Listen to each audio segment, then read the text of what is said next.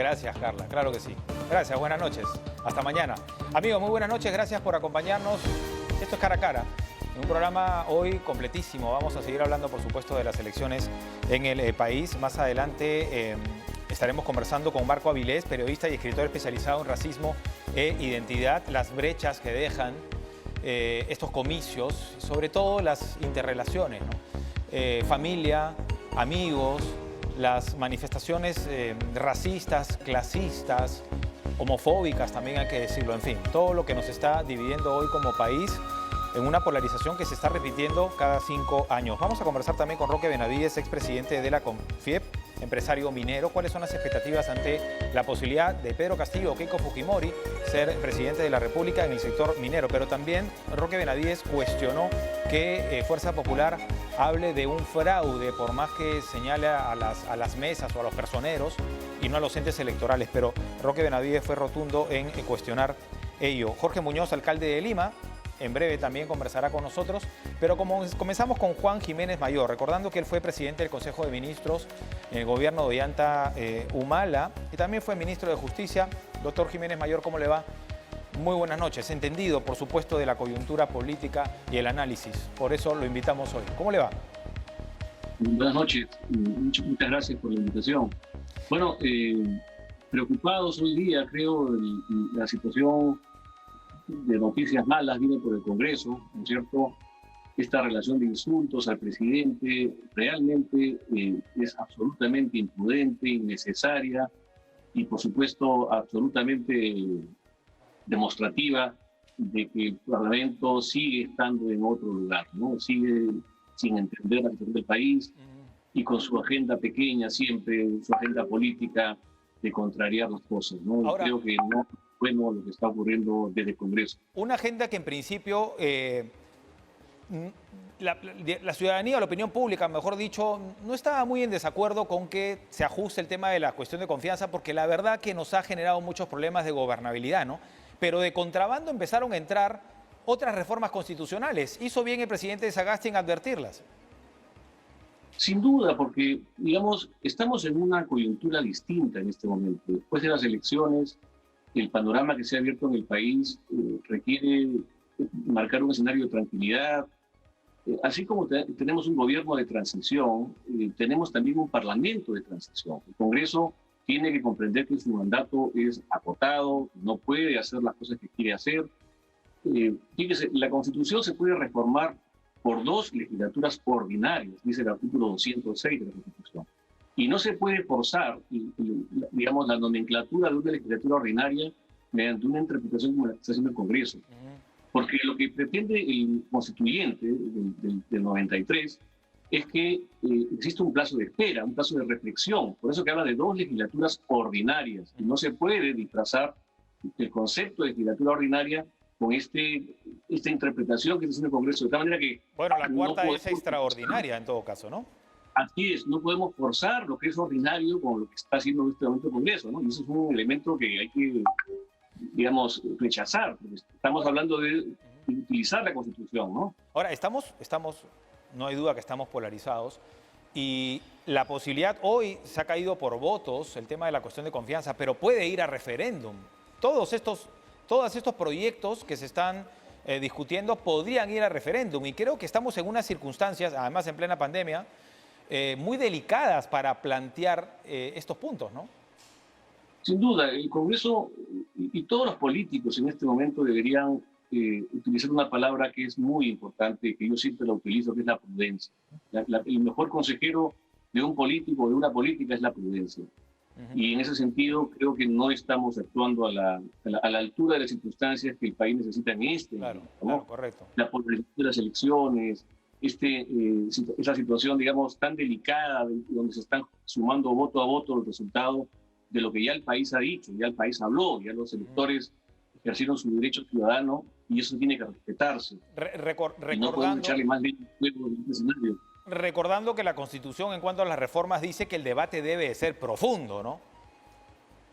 Además, y eso lo ha señalado el Tribunal Constitucional, tiene que haber una deliberación, un análisis concienzudo de los temas, porque estamos hablando de reformar la Carta Fundamental, es la ley más importante del Estado, no puede estar sujeta a vaivenes políticos o a coyunturas, ¿no? Usted advierte, Hay que defender la Constitución. usted advierte que de aprobarse, todavía faltan, ¿no?, dos plenos, entiendo, ya prácticamente en estos días, ¿podría ir al Tribunal Constitucional esto por la figura de la legislatura extraordinaria y no ordinaria? Sí, digamos, por fallas en el procedimiento, el Tribunal Constitucional podría pronunciarse al respecto. Eso ya ha sucedido en el pasado. Entonces, yo quisiera que el Congreso actúe de manera responsable, que dejemos el momento actual y que realmente estemos en una posición de transición. Correcto. Hacia el próximo gobierno que debe instalarse el 28 de julio de este año. Ahora, no hay mucha responsabilidad tampoco, hablando de las elecciones ya, en algunos gobiernos, ¿no? Hemos visto saludos de los presidentes de Argentina y de Bolivia hacia Pedro Castillo, que hoy, digamos, al 100% de las actas procesadas, sería el nuevo presidente de la República, pero todavía faltan unos recursos de nulidad. Pero también hemos visto a exmandatarios como Evo Morales, Lula da Silva, Dilma Rousseff. Por otro lado, ¿no?, estos expresidentes iberoamericanos que se pronuncian y dicen un momentito, ¿no? También es una lucha, entre comillas, de derecha e izquierda. Y la Cancillería, como tiene que ser, ¿no?, y su nota de protesta diciéndoles también a los otros gobiernos, las elecciones todavía no culminan. Todavía el Jurado Nacional de Elecciones no proclama al ganador. Sí, eso es correcto. Ahora, lo que es cierto es que también se ha acabado, digamos, la contabilidad de las actas al 100% por parte de la OMPE, y esto, supongo yo, es lo que ha detonado los saludos de los presidentes de Argentina y de Bolivia, y los expresidentes, y también Nicaragua, y los que usted comenta. No, pero Morales, por ejemplo, ya había saludado ayer o hace 2 días, me parece, ¿no? Claro, claro, y también de expresidentes. Sí. Lo que ocurre es que, y es el escenario que estamos viendo también en el Perú, digamos, uno ve la tienda de campaña de la señora Fujimori y es un velorio, ¿no es cierto? Nadie la va a visitar. Uno ve la tienda de campaña del profesor Castillo y uno ve una euforia y una efervescencia y mucha gente visitando a quien probablemente es el presidente electo del país. Entonces creo que esa circunstancia que todos estamos viendo en el Perú también se ve desde fuera. Correcto. Y claro, los argumentos que se están utilizando para cuestionar este último tramo de la elección realmente me parecen banales, ¿no? Y bastante recusables. A ver, pero perdón, para terminar, doctor, para terminar con este último punto, hablemos de la institucionalidad, no solamente en nuestro país, sino en otras latitudes, ¿no? Porque también son saludos personales, utilizando su cuenta de Twitter, que debería ser como presidente de la República. Me refiero, por supuesto, a los mandatarios de Argentina y de Bolivia, cuando es el gobierno, la institución, la que tiene que esperar una proclamación del nuevo mandatario, ¿no? Eso es correcto, no ha sido prudente. Y yo quisiera resaltar una cuestión que la quiero decir por mi experiencia como embajador del Perú ante la OEA y como observador internacional, porque he sido observador en varias elecciones en Latinoamérica. Fíjese, eso es un asunto que me sorprendió gratamente a mí, que la visión que existe en el extranjero, en la OEA, en el propio sistema que, digamos, organiza las misiones de observación electoral, del sistema electoral peruano es de lo mejor. O sea, la posición que tiene el Perú a nivel de organismos electorales en la región es muy alta, muy robusta. El Perú siempre ha sido un ejemplo de cómo organizar elecciones, cómo verificar el respeto al voto. Y yo quisiera resaltar esto porque, digamos, hay que en este momento afianzar la institucionalidad peruana. Tenemos un sistema electoral confiable que ha tenido 20 años de desarrollo democrático en los últimos 2 décadas, digamos que se recupera la democracia y hemos desarrollado una institución bastante robusta en el nivel de OMPE y al Tribunal Nacional de Elecciones. Y creo que eso nos tiene que devolver la confianza de que lo que se va a declarar cuando se proclamen los resultados oficiales son los resultados oficiales, que es lo que el Perú espera, que es lo que los peruanos esperamos para el nuevo gobierno, y esto tiene que significar para todos el respeto a este resultado. Entonces, y esto se demuestra además con lo que han señalado las dos misiones de observación electoral que están ya en el Perú, tanto la de la OEA como de la Unión Europea, ¿no? En el caso de, digamos, de ambas misiones, los primeros informes o los informes preliminares, que son los que se emiten inmediatamente después de las elecciones, son realmente muy positivos. No se ha puesto la en Unión tela de Europea, juicio. por ejemplo, No se ha puesto en tela de juicio a los la Unión Europea. Correcto. Yo quisiera afianzar esto como un elemento que todos los peruanos puedan comprender. O sea, el sistema electoral peruano es uno de los más fuertes a nivel de Latinoamérica y eso nos llena de orgullo y, por supuesto, en estas circunstancias de recuperar la confianza de las instituciones es muy importante. Y preservarlo, sobre todo. Preservarlo. Ayer Patricia Juárez, candidata a la vicepresidencia, y hoy Fernando Rospigliosi y el equipo técnico de Fuerza Popular, ambos han señalado que van a respetar los resultados oficiales, ¿no? Así es que esperemos que así sea, porque son los primeros, y no me refiero a Perú Libre, porque son los primeros que han cuestionado con los recursos de nulidad y cosas que ya conocemos. A propósito, doctor Jiménez, hay la posibilidad, obviamente, que Pedro Castillo sea presidente de la República. Hace unos días, en un balconazo que realizó en el centro de Lima, él dijo, vamos a respetar la actual Constitución, al BCR, vamos a afianzar la estabilidad económica, entre otras cosas. Y se recordó mucho, y ya se está recordando mucho, a Ollanta Humala, ¿no? Claro, Ollanta Humala, antes de los comicios de la segunda vuelta, firmó la hoja de ruta, ¿no? En el caso de Castillo, ha suscrito el juramento por la democracia. Usted fue ministro de Justicia, si mal no recuerdo, en el segundo gabinete de Humala, ¿no? El primero duró muy poco, ¿no? Y sobre el final de ese año, del 2011, usted asumió la cartera de Justicia. Cuéntenos esa experiencia, porque el 70% del país no votó en primera vuelta ni por Castillo ni por Fujimori. El 70% del país lo que quiere es paz y tranquilidad. Y quiere saber si ambos candidatos o el que sea elegido presidente de la República, ¿usted cree que con estos compromisos pueden confiarse, digamos, en estos compromisos? Mire, creo que es correcto lo que usted señala, Nicolás. Esto no es un cheque en blanco. La elección, nos hemos visto forzados, digamos, en esta segunda vuelta a optar por dos opciones que probablemente muchos no hubiésemos querido. Pero, digamos, es lo que tenemos y hay que respetarlo. Y esa es la voluntad de la mayoría de la población. Y así es la democracia. Es una votación difícil en un momento muy complicado. Tenemos que reconstruir el país. Las finanzas públicas están, digamos, no en su mejor momento. La salud pública, digamos, en una grave crisis. La educación, 2 años prácticamente con escuelas cerradas en el Perú. El empleo todavía no se recupera, la inversión está todavía en una etapa, digamos, de crisis también. Entonces, hay que entender que tenemos una situación realmente dramática en el Perú y que tenemos todos que empujar. Y creo que aquí está este mensaje para todos los peruanos tendría que ser de que tenemos que apoyar al nuevo gobierno, sea quien gane. Y en ese sentido, creo que la gran responsabilidad que tienen las élites políticas y las élites económicas en el país, los que dirigen, digamos, las grandes corporaciones, los que dirigen, los que lideran el empleo y la inversión, de que tienen que seguir apostando por el Perú. Y por supuesto el gobierno, si es el señor Castillo, como aparentemente todo indica que va a ser, también que dé signos evidentes de respeto a la ley, respeto a la Constitución, de respeto, digamos, a los derechos fundamentales, a los derechos civiles, políticos, económicos de los peruanos.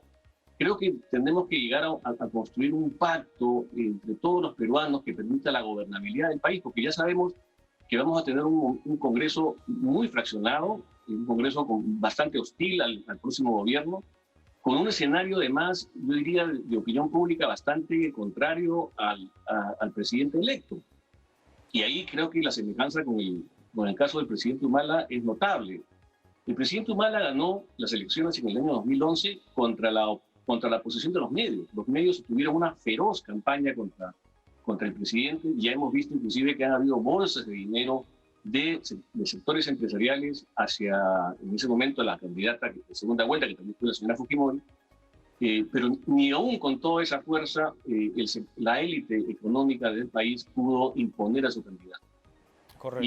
Lo que hizo en ese momento el presidente Humala de pasar de la primera a la segunda vuelta fue leer la circunstancia especial del país, Claro. que estaba mirando una opción democrática, una opción además íntegra, fuera de la imagen de corrupción que tenía la señora Fujimori, Correcto, que sigue teniendo. Evidente que lo que esperaban no solamente sus electores, sino los otros, ¿no? Y es importante porque finalmente se va a gobernar no solamente para el que votó por mí, sino para todos los peruanos, ¿no? Doctor Jiménez, muchas gracias, nos ha ganado el tiempo, muy amable, ha sido muy amable. Encantado, buenas noches. Hasta la próxima. Juan Jiménez Mayor, expresidente del Consejo de Ministros, estuvo aquí en Cara a Cara. Le damos la bienvenida ahora a Jorge Muñoz, el alcalde de Lima. Alcalde, ¿cómo le va? Muy buenas noches. Muy buenas noches, Nicolás. Un gusto poder estar contigo. Gracias. Asumiendo obviamente el deber de neutralidad, muchas de las autoridades se han mantenido al margen, pero ahora que ya sucedieron los comicios y la segunda vuelta sobre todo, ¿qué sensación le merece lo que está pasando en nuestro país? Mira, hay que llevar ese nivel de neutralidad hasta el final. Todavía no se ha terminado el proceso y por ello también hace un momento te escuchaba que hablabas tú de esas manifestaciones que habían tenido algunos presidentes del extranjero y que la Cancillería había reclamado, porque esto es evidente que al no haberse terminado no se puede uno pronunciar sobre eso. Pero como un ciudadano más, lo que tenemos todos que pedirle a los dos candidatos que todavía están en disputa es que le pongan muchos paños fríos a esta situación y que construyan una cultura de paz. Porque uno de los dos va a terminar siendo quien gobierne los destinos del país y va a tener que tener una conducta que sea aplicable a toda la sociedad, a todo el país. Y eso solamente se va a poder lograr, o va a poder tener frutos positivos en la medida que sea una conducta de paz, una conducta de tranquilidad y de fortalecimiento de una democracia que todavía es incipiente en el Perú, pero que todos tenemos que fortalecer. Ahora, nos preocupa y algunos dirán, oye, pero ahorita no es momento de pedirlo, exigirlo o decir eso. Sí nos preocupan las manifestaciones, ¿no? Las marchas que se están dando, porque incluso en pleno toque de queda, ¿no? Y sin respetar las medidas de bioseguridad, del distanciamiento. Yo no sé si estas movilizaciones, para comenzar, tienen permiso de la Municipalidad de Lima. No, no tienen ningún permiso y nosotros hemos sido claros en ese sentido. Hemos pedido a las partes involucradas en este proceso electoral que no se incentive a romper las reglas de bioseguridad precisamente, y por eso fue que nosotros no dimos tampoco ninguna autorización para cierres de campaña. Eso creo que es un tema que no se ha cumplido y que es evidente que ninguna de las partes lo ha respetado y puede traer las consecuencias que no queremos, es decir, más contagios y un brote de una tercera ola. Eso todavía llama a que tengan más responsabilidad los dos candidatos que están, digamos, en esta situación de disputa. Correcto. De la presidencia. Bueno, le cuento que el candidato Castillo anuncia que mañana será la manifestación más grande todavía, porque están llegando seguidores de distintas regiones del país, ¿no? Y por supuesto hay que cuestionar, porque se trata de ambos candidatos presidenciales, ¿no? Y que buscan ser gobierno y que lógicamente tienen que dar el ejemplo, que se respeten las normas, ¿no? Y eso no se está dando, ¿no? No se ha dado en ningún momento, Nicolás, ¿no?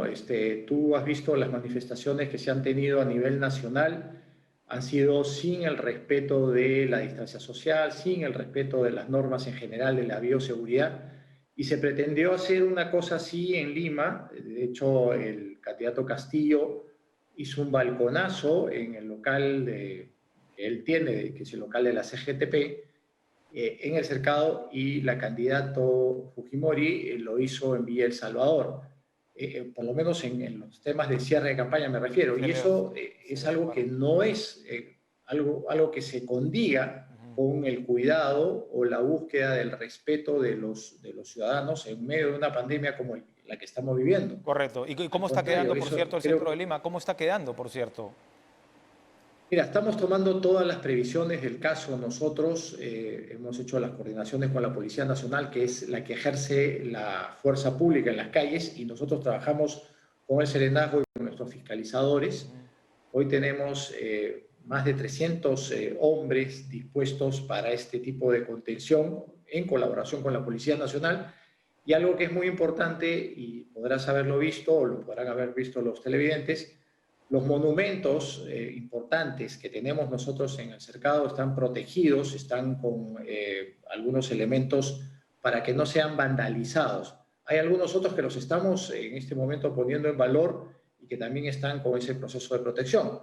Pero hemos tenido muchísimos embates negativos en ese sentido y se han visto afectadas pues, propiedades públicas y privadas y monumentos del cercado. Entonces, es un momento preciso también para hacer un llamado a la ciudadanía al respeto y al cuidado del entorno y de las personas en medio de esta pandemia, como veníamos conversando hace un momento. ¿Esos pedidos o solicitudes para los mítines y las manifestaciones han sido personalmente con usted? Le pregunto si directamente, si usted ha tenido algún acercamiento con los candidatos, y le pregunto también qué expectativa tiene usted como alcalde de Lima, que le falta todavía 1 año y medio todavía de gestión, ¿no? Y va a tener que, lógicamente, conversar con el próximo gobernante y tratar de trabajar en conjunto, ¿no?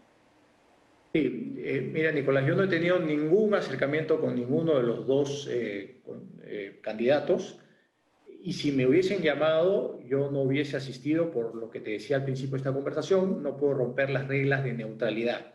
Una vez concluido el proceso electoral y quien haya sido elegido por la voluntad democrática del pueblo será nuestro gobernante o nuestra gobernante, y en ese sentido va a haber que trabajar conjuntamente con ellos y va a haber que tener un acercamiento y buscar que el trabajo sea siempre por las personas, por los ciudadanos, por los seres humanos, cada uno en su nivel. Sabemos que el gobierno está compuesto por 3 niveles: el nivel del Ejecutivo, los gobiernos regionales y los gobiernos locales, en este caso el gobierno regional metropolitano, que es el que me toca conducir a mí.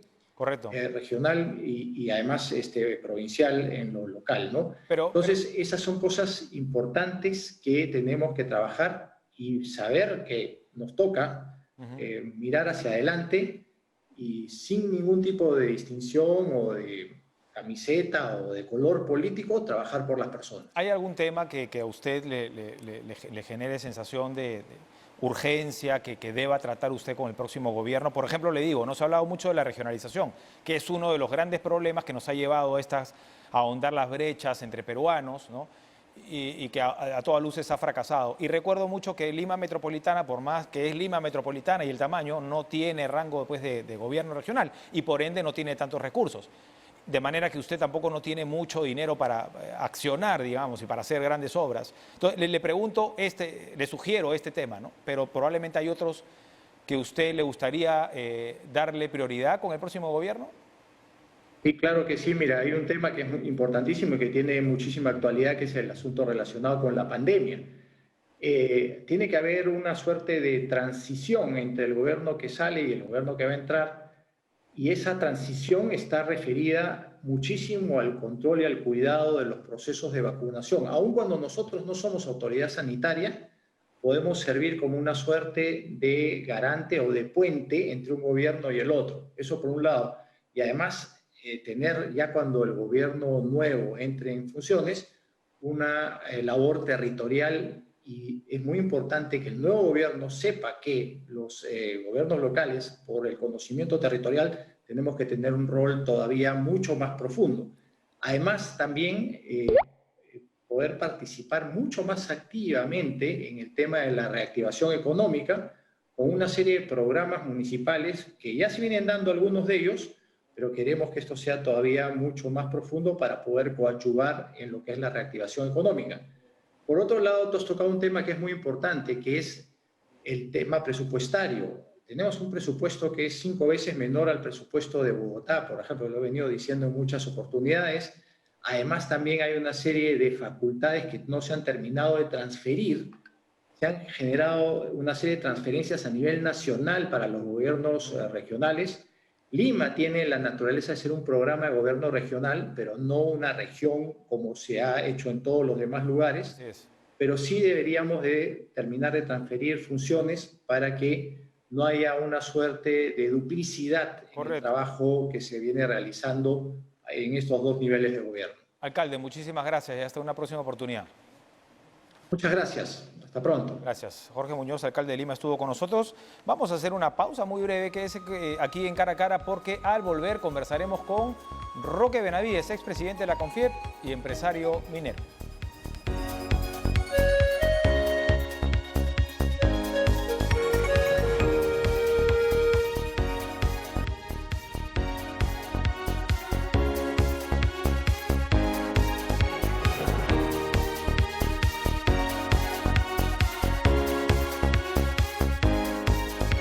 Estamos de vuelta en Cara a Cara. Muchas gracias por acompañarnos. Roque Benavides hizo noticia hace unos días cuando cuestionó, cuando criticó que desde Fuerza Popular se utiliza la palabra fraude, ¿no? En cuanto a esta segunda vuelta. Y aunque lo reiteramos porque fue así, en el equipo de Keiko Fujimori, la propia lideresa de Fuerza Popular había señalado que era un fraude en mesa de parte de los personeros y lógicamente dejó de lado a los entes electorales, de quien dijo respetaba su trabajo. Pero aún así, llamó la atención lo que dijo Roque Benavides. Lo hemos, por supuesto, contactado para conocer más detalles sobre esa postura, pero también su expectativa de que sea elegido próximo presidente de la República y sobre todo cómo se va a abordar el tema de la minería, ¿no? Que es tan importante en una actividad económica tan importante para nuestro país. ¿Cómo le va, don Roque? Muy buenas noches. Muy buenas noches, señor Salazar.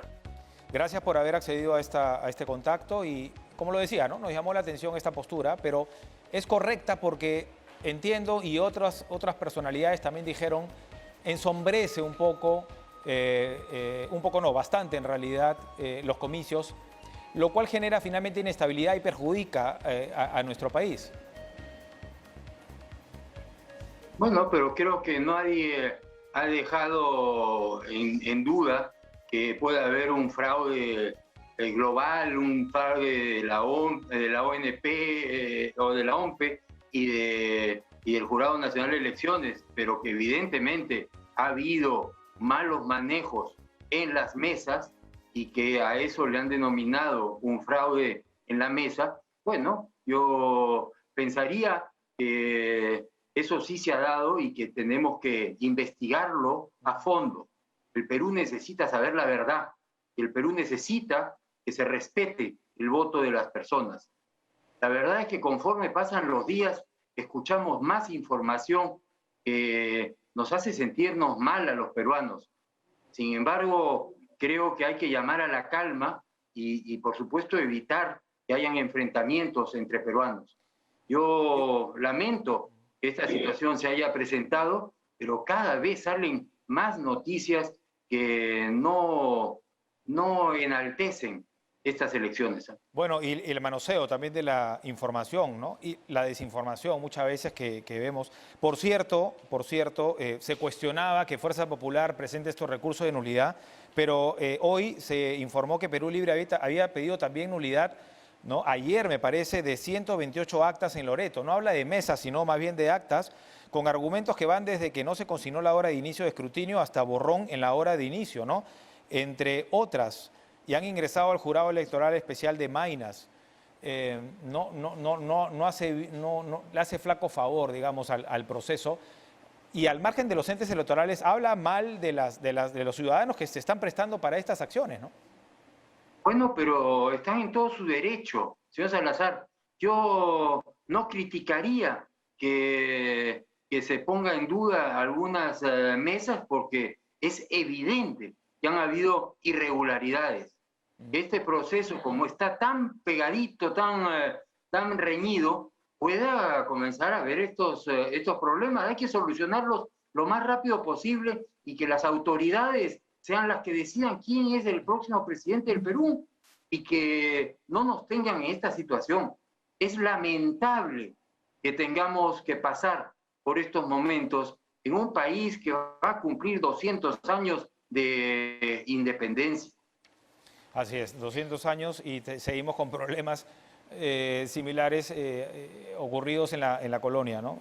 Señor Benavides, entonces, para entender su postura, Usted, en el momento que cuestionó la palabra, que se haya utilizado la palabra fraude. La cuestiono con respecto a la ONP o al OMPE y no a la OMPE y al Jurado Nacional de Elecciones, porque yo no puedo creer, salvo que me demuestren lo contrario, que ha habido ahí una intención de fraude.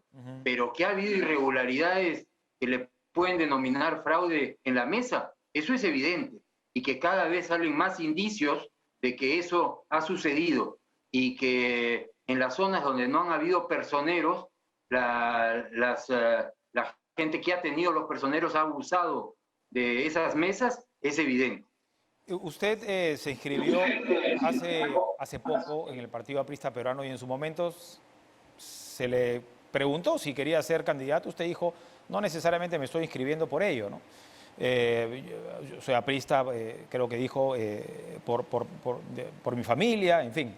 Pero viendo esta situación, ¿no?, de polarización y de propuestas descabelladas en algunos casos durante la campaña, no me refiero solamente a la segunda vuelta, es decir, estos dos candidatos, sino los 17, ¿no le provoca un poco de pronto participar más activamente en política?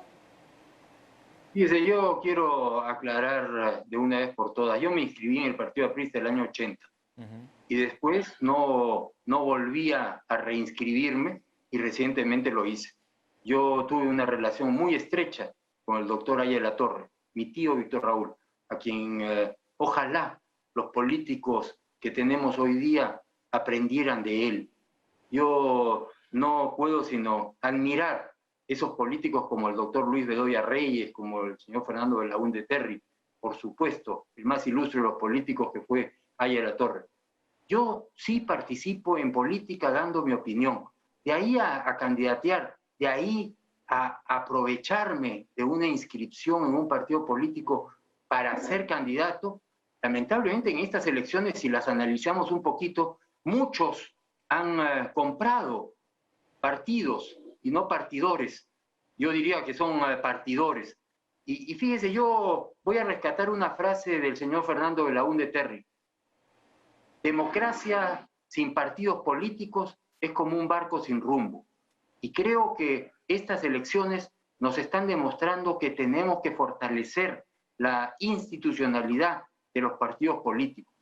Ha sido lamentable toda esta campaña, con honrosas excepciones, que una de ellas es Fuerza Popular, por supuesto, y seguramente el partido del señor Cerrón, porque no es el partido del señor Castillo, ¿no?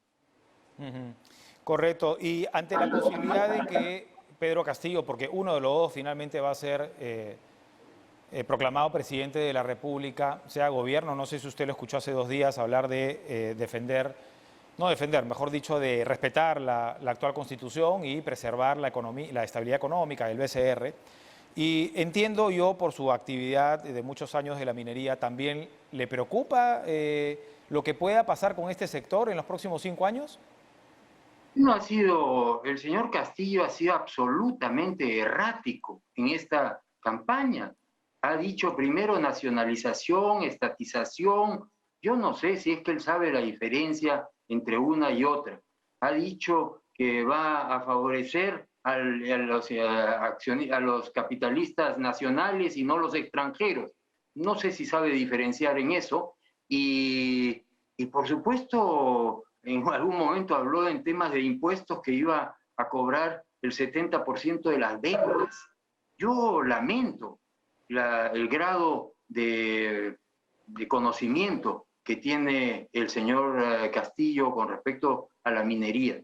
Y eso, por supuesto, que genera un ambiente inadecuado para el desarrollo de una industria que es líder en el Perú y que tiene 60.000 millones de dólares en proyectos que podrían desarrollarse.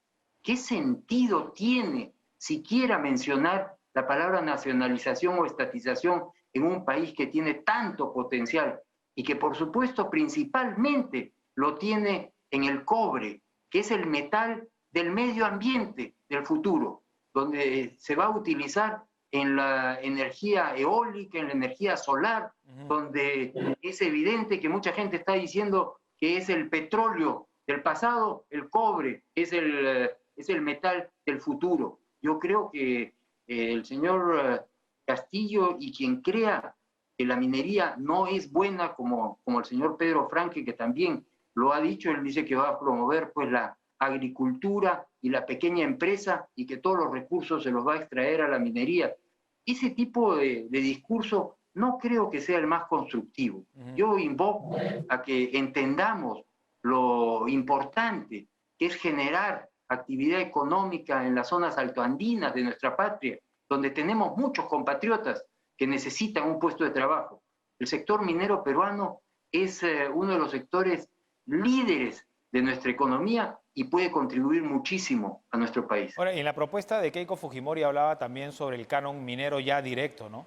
Hay que decir que los recursos están, la minería da mucho dinero al país. El problema es que ese dinero no se redistribuye bien, ¿no? Y no se invierte bien en obras de interés nacional, ¿no? Ahí hay varios puntos que usted ha tocado. Cerca del 25% de todo lo que se contribuye al presupuesto nacional viene de impuestos de la minería, mientras que representa solo el 10% del Producto Bruto Interno. Y esos recursos, esos impuestos que paga la minería, el 50% regresa a las regiones. Eso se llama el canon minero.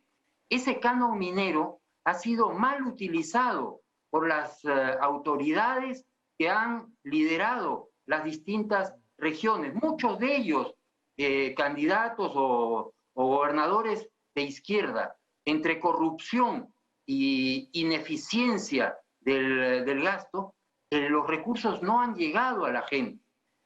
Y solo, hasta, como calculó don Luis Carranza, el exministro de Economía, solamente han utilizado menos del 60% del canon minero a lo largo de todos estos años. Y es por eso que la señora Fujimori plantea que 40% de ese canon minero vaya directamente a la gente que vive en las zonas de influencia. A los bolsillos. Yo creo que es una propuesta imaginativa que debe ser evaluada. Por supuesto, hay que chequear si es que realmente es factible o si es que se puede promover un mejor uso. Lo cierto, señor Benavides, es que ahí están los recursos, ¿no? Y los cuestionamientos pueden ir por el tema ambiental, que se puede trabajar tranquilamente, y minería, y esa es una opinión personal, y agricultura pueden tranquilamente convivir. Muchas gracias por haber... ¿Cómo no? Discúlpeme, solamente decirle que minería y agricultura tienen la hermandad del agua. Tenemos que trabajar para que el agua no se desperdicie en nuestro país. Histórica, además. Histórica, así es. Gracias, señor Benavides, muy amable. Muchas gracias, señor Salazar. Muy buenas noches. Roque Benavides, expresidente de la CONFIEP, empresario minero, estuvo con nosotros. Vamos a hacer una pausa. Al volver hablaremos con Marco Avilés, periodista y escritor especializado en racismo e identidad. ¿Qué nos deja en las relaciones entre amigos y familiares, ¿no? Esta polarización que lo que más bien ha hecho es ahondar, ¿no?, nuestras diferencias y las grandes brechas que hay en todo nuestro país. Regresamos.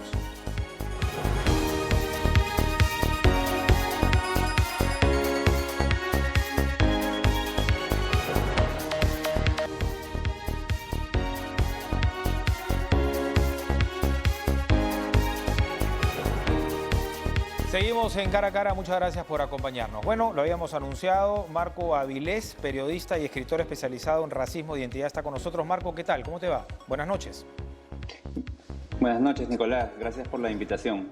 Justo revisando un poco Twitter, anuncias esta entrevista y mencionas que ingresa tu participación luego de Roque Benavides, que trata de ignorante a Pedro Castillo. ¿Por qué consideras ello? Bueno,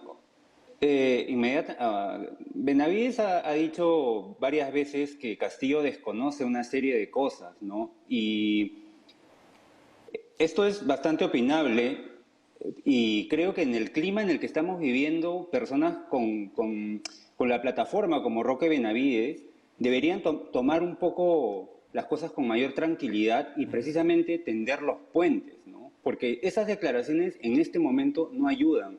Ha dicho que Castillo desconoce la diferencia entre capitales nacionales y extranjeros, la diferencia entre nacionalización y estatización.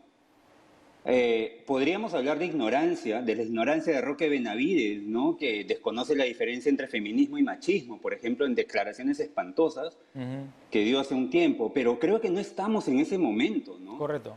Ahora, Marco, ¿no consideras sí. que esto de aquí también es un poco de ida y vuelta, ¿no? Sacando a Roque Benavides y metiéndonos en la campaña, ¿no? Me parece que desde ambas veredas se ha caído en este asunto, ¿no? Yo creo que la campaña ha sido bastante conflictiva, bastante problemática, pero yo no suscribo esta teoría de los dos males equiparables, ¿no? Porque creo que es necesario que seamos capaces de distinguir el poder y el peso de cada una de las dos fuerzas que están compitiendo todavía en la campaña. Y el poder que ha tenido Fuerza Popular, además con las alianzas que ha tenido de parte de algunos medios de comunicación, hemos visto comunicados, ¿no?, del Consejo de la Prensa, señalando el trato diferenciado de los medios, el sector empresarial también escondido un poco, apoyando a través de todos estos paneles que han generado un clima de terror y de miedo en la ciudadanía. Entonces, del lado de Perú Libre hay que señalar digamos, las cosas que han hecho también, pero creo que hay que poner las cosas en su justa dimensión y en este momento, cuando ya se está a punto de terminar el conteo de votos, creo que es necesario también poner las cosas en perspectiva, ¿no? Correcto, pero... Y creo que es el trabajo que hay que hacer ahora. Claro, pero si hablamos de discriminación, hay también discriminación de ambas. O sea, no quiero ahondar mucho en el tema y definitivamente ya creo que todos se dan cuenta que no hubo un equilibrio de pronto en la cobertura, ¿no? en la cobertura de la campaña. Pero lo cierto y lo que a mí me preocupa no es lo que deje la campaña política y electoral, sino lo que nos queda a nosotros como peruanos, ¿no? Entonces, de un lado, si votabas por uno, eras inmoral o eras corrupto. Del otro lado, eras terrorista o eras comunista, ¿no? Entonces, y me preocupa porque esto no está ocurriendo hoy. Esto está pasando ya hace 15 años, ¿no? Exacto. Yo creo que lo que dices es sumamente importante porque creo que la ciudadanía, los ciudadanos, las ciudadanas, tenemos que ser capaces de vernos más allá de este proceso electoral, más allá de Perú Libre y más allá del fujimorismo, porque vamos a convivir nosotros. Los políticos pasan, ¿no? Así es. Entonces, este clima lo que ha hecho es exacerbar heridas profundas como el racismo, la discriminación, la marginalización, ¿no? Y creo que vamos a tener que enfrentar este problema, pero también siendo capaces, creo, de señalar responsabilidades, ¿no? Creo que tenemos que ir hacia un proceso de reconciliación, pero ese proceso de reconciliación no puede ser un acto simplemente escenográfico, de abrazos y de llamados a alentar todos a la selección, sino tiene que ser un proceso de reconciliación a partir del reconocimiento de errores, claro, y de problemas estructurales, antiguos, ¿no? Yo creo que hay que primero darle la responsabilidad a los candidatos, ¿no? Porque son los que deberían de ser referentes para los ciudadanos. Y luego lo otro que ya es histórico, lamentablemente, y debe preocuparnos. Fíjate que hoy revisaba que hay un acta donde, no recuerdo bien la región, pero se pone, ¿no? En esta mesa están votando varios discapacitados. Primero no se pone ni siquiera personas con discapacidad, sino discapacitados. Es decir, la discriminación está en todos lados y a la orden del día, ¿no? Y todo tipo de discriminación. Sí, es importante lo que dice Nicolás, porque nosotros, lamentablemente, en el Perú crecemos y nos hacemos ciudadanos en instituciones educativas, privadas o públicas, de gran calidad o de menor calidad, entre comillas, sin aprender absolutamente nada sobre discriminación, sobre antirracismo, sobre igualdad y sobre equidad. Entonces, y tolerancia. Lo que tenemos finalmente, exacto, y tenemos una ciudadanía que está demandando a gritos políticas educativas que nos ayuden a, digamos, conocernos y entendernos en nuestra diversidad. Porque sí, por un lado tenemos la diversidad étnica, diversidad racial, pero por otro también lo que tú dices, ¿no? ¿Qué pasa con las personas con discapacidad? ¿No? Sin duda. No, no, no. ¿Cómo estamos aprendiendo? Me queda clarísimo, me queda clarísimo. Si hoy no nos reconocemos en una nación multirracial, pluricultural, no vamos a ningún lado y estamos llegando al bicentenario, ¿no? Y eso es lo más preocupante. Ahora, leí una columna de Daniela Meneses, no sé si lo has leído, sobre los abrazos, así lo llama, los abrazos rotos, en referencia a la teoría del abrazo, ¿no? Y tú mencionas que no se trata simplemente de como un partido de fútbol, se acaba y volvemos a ser amigos, ¿no? Aquí no se trata de se acaban las elecciones y bueno, ya cada uno lo suyo. No es tanto así, porque se han afectado muchísimo las interrelaciones, ¿no? Tú hablas de los abrazos escenográficos. Sí, claro, es esto que, o sea, hay un nivel de escenografía saludable en la política, como cuando políticos que pierden y que ganan una elección se juntan y reconocen los resultados. Sí. Por ejemplo, eso es importante, ¿no? Porque marca un hito, ¿no? Y eso es lo que estamos esperando en este momento, quizás, muchos.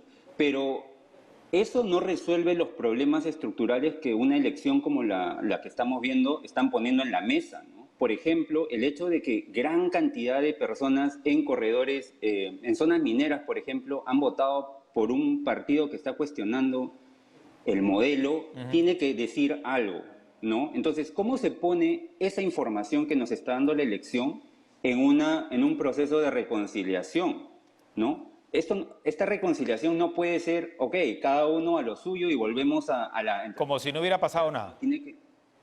Exacto. Claro, yo te doy el dato si me permites, ¿no? 50 distritos, de los 50 distritos más pobres del país, han votado casi 90...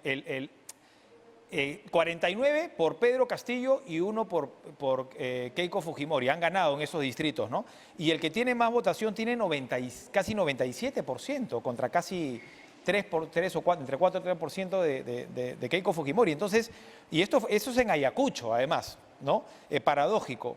Entonces, efectivamente, ¿no? No puede ser no puede haber tiene que haber un antes y un después, porque si no, no hemos aprendido nada. Y dentro de 5 años va a ser peor y así.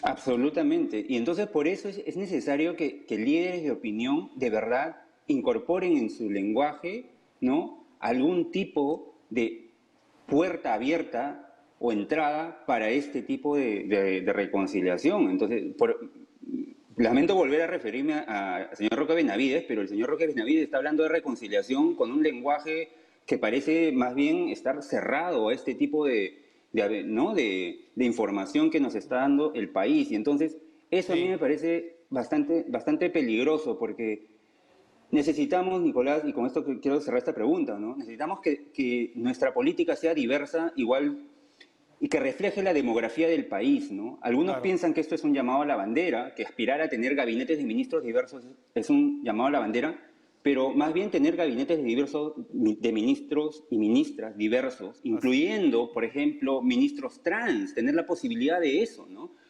Eso es revertir la desigualdad estructural, ¿no? No es saludo a la bandera, porque esos mensajes... Fíjate, hay un punto, disculpa que te corte, pero también el tiempo un poco nos gana, Marco, pero, por ejemplo, ha salido la información que en pueblos amazónicos la gente normalmente... no hace mucha documentación, trámites, entonces no firman en el día a día. Entonces es difícil que hagan la firma igualito que en el DNI. Y eso también es discriminar. Quiero decir, buscar que se caiga ese voto es también discriminación.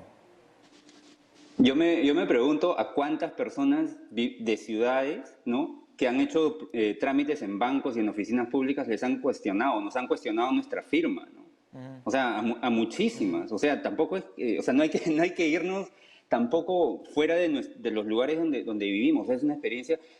Lo que dices es importante por dos motivos. Estamos asistiendo, Nicolás, a una campaña de supresión de voto rural, ¿no? Eso es lo que ha hecho Fuerza Popular y tenemos que ponerle nombre a eso, ¿no? Más allá, o sea, de verdad, es triste porque estamos llegando al bicentenario Así, en una democracia que le terrible. está negando el voto divididos. a ciudadanos y ciudadanas rurales. Permíteme preguntarte rápidamente, ¿qué piensas de aquellos que te dicen que tú haces patria desde Estados Unidos y es fácil hacerlo? Pues como muchos ministros, como muchos políticos que han trabajado en el Perú, ¿no? También he venido a estudiar Estados Unidos y voy a volver al Perú a trabajar, ¿no? Yo no sé si a las personas que, no sé, como tantos ministros de Economía que ponen pues sus maestrías y doctorados en el extranjero, se les cuestiona tanto el hecho de haberse ido, ¿no? Creo que también hay que ser justos con esto, ¿no? Gracias, Marco, muy amable. Ya habrá tiempo seguramente más adelante porque todavía esto está en suspenso y creo que la tarea no es al corto plazo, es a muy largo plazo. Muy amable, Marco. Marco Avilés estuvo con nosotros. Chao. Chao, gracias. Periodista, escritor especializado en racismo e identidad. Regresamos con lo último, cara a cara. Chao.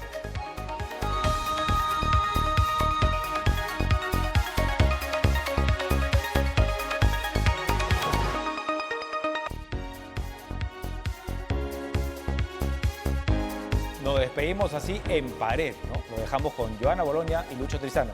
Buenas noches, chao.